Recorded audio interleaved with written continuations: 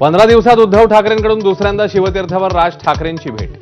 पालिका निवडणुकांची रणनीती ठरवण्यासाठी 2.5 तास खलबतं, तर मनसेची उद्या स्वतंत्र बैठक.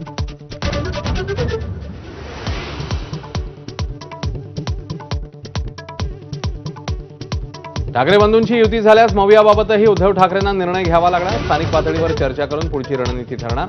तर हायकमांडशी चर्चेनंतर काँग्रेस राज ठाकरेंबाबतचा निर्णय घेणार. मराठा आरक्षणाच्या जीआरमुळे नाराज भुजबळांचा आक्रमक पवित्रा. बोगस प्रमाणपत्र देऊ नयेत, पंकजा मुंडे यांचं सरकारला आवाहन. बिहारप्रमाणे महाराष्ट्रातही मतदार याद्यांची सखोल फेरतपासणी होणार. निवडणूक आयोग देशभरात मतदार याद्यांची सखोल फेरतपासणी करण्याची तयारी. ठाणे महापालिकेत सत्ता आणायची असेल तर रावणाच्या अहंकाराचं दहन करावंच लागेल. गणेश नाईकांचं शिंदेना थेट बालेकिल्ल्यातच आव्हान.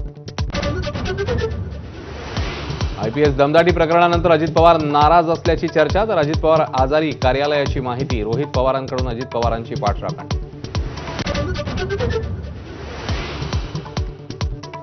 12 खासदार फुटल्यानं उपराष्ट्रपतीपदाच्या निवडणुकीत इंडिया आघाडीला फटका. महाराष्ट्रातील खासदार फुटल्याचा सत्ताधाऱ्यांचा दावा. तर 12 सप्टेंबरला उपराष्ट्रपतीपदाचा शपथविधी. सोलापुरातल्या सासूर गावात माजी उपसरपंचाची आत्महत्या. कला केंद्रातील नर्तिकेने पैशांचा तगादा लावल्याचा आरोप. नर्तिकेविरोधात गुन्हा दाखल.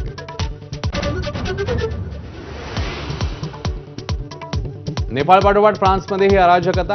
कर्जाचा बोजा वाढल्यानं नागरिक रस्त्यावर. ठिकठिकाणी जाळपोळ. 200 नागरिक ताब्यात. नेपाळमध्ये सुशीला कार्की अंतरिम पंतप्रधान होण्याची शक्यता. सर्वोच्च न्यायालयाच्या माजी न्यायाधीशांकडे देशाची सूत्र जाण्याची शक्यता. तर तिसऱ्या दिवशी नेपाळमध्ये तणावपूर्ण शांतता. टीम इंडियाकडनं दुबळ्या युएईचा 9 विकेट्सनी धुवा. भारतीय संघाची आशिया चषकात दणक्यात सुरुवात. कुलदीप यादव, शिवम दुबेचा मारा प्रभावी.